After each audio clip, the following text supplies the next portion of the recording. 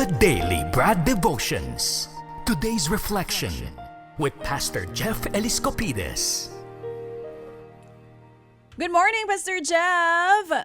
Happy Good Wednesday! morning, my friend. Good morning, Ted. Good morning sa ating mga taga-subaybay. Naku, ito na, inaabangan ka na ni Sir Chet Pastrana. Hindi magsisimula ang araw ng walang magandang balita. Anong hatid mo sa amin? Well, inaabangan din tayo ng aking Ate Elma Ropeta from Diwa Family. Well, pag-uusapan natin ngayon ay hard work. Alam mo, maganda po ito kasi maraming tao masisipag naman pero parang hindi matapat-tapat, ika nga. Maraming tao naman gustong umunlad pero ayaw naman sa proseso. Alam niyo yun?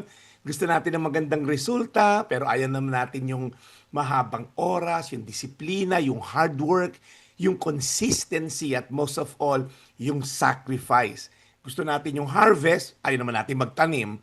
Pero alam niyo po sa Bible, may maganda pong verse about the motivation para magsipag tayo. Sabi po sa Colossus 3:23, anuman ang inyong gawin, gawin ninyo ito ng buong puso na para sa Panginoon at hindi para sa mga tao. Ibig sabihin po, kahit ordinaryo po yung ginagawa natin, pwede itong maging worship.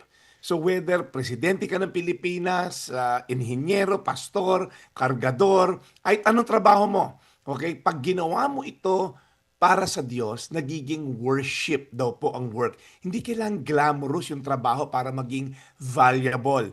Hindi kailangan laging may applause para maging meaningful.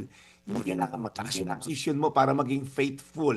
Kapag ginagawa po natin ang ating trabaho ng may integridad, may excellence, at tama yung puso, yung motivation, pinararangalan natin ang Diyos. Minsan mabagal yung progreso, minsan wala ka nakikita sa ngayon, minsan parang wala pang bunga lalo yung ginagawa natin, pero wag nating maliitin rather ang small, consistent effort.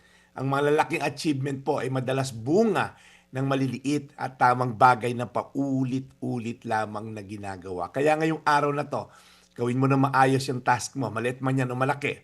Maging tapat ka kahit wala nakatingin. Huwag puro reklamo, samahan ng aksyon. And lastly, magsipag. Alright? Pero manalig sa Diyos.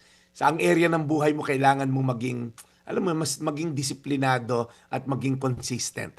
Nagsisipag ka ba para sa approval ng boss mo, ng tao, or bilang worship sa Diyos? Tandaan natin, Colossus 3:23, anuman ang niyong gawin, gawin ninyo ito ng buong puso na para sa Panginoon at hindi para sa mga tao. Tayo po'y manalangin. Panginoon, gigising kami sa umaga, Lord. Karamihan sa amin ay aharap sa task for the day, responsibilidad na kailangan naming gampanan upang kami makapagdala ng biyaya sa pamilya. So Lord, ingatan niyo po mga manggagawa, mga uring manggagawa, Lord, ngayon.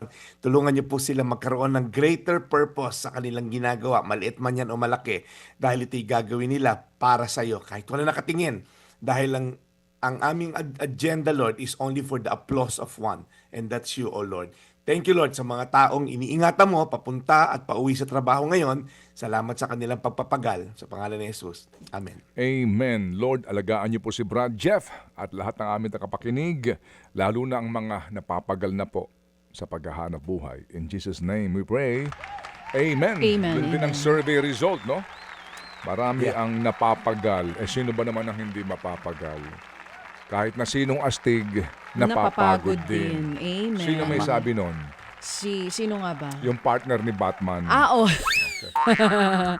Okay. Hala ko si Gabo. Okay. Salamat, Brad. We'll catch you again tomorrow.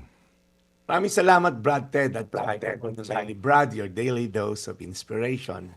And serving the people, Brad Jeff Eliscopides. Mga kapatid, patuloy po kayong tumutok sa 105.9 True FM para sa totoong balita, impormasyon, music and entertainment. Mag-subscribe sa aming YouTube channel at podcast at sundan nyo kami sa Facebook, Instagram, X at TikTok sa True Network PH. Bisitahin din po ang aming official website, truefm.ph. At panoorin din kami sa True TV Signal, Channel 19. Kami po ang 105.9 True FM. Laging true sa'yo, kapatid. Ito tayo sa totoo, tunay at tapat.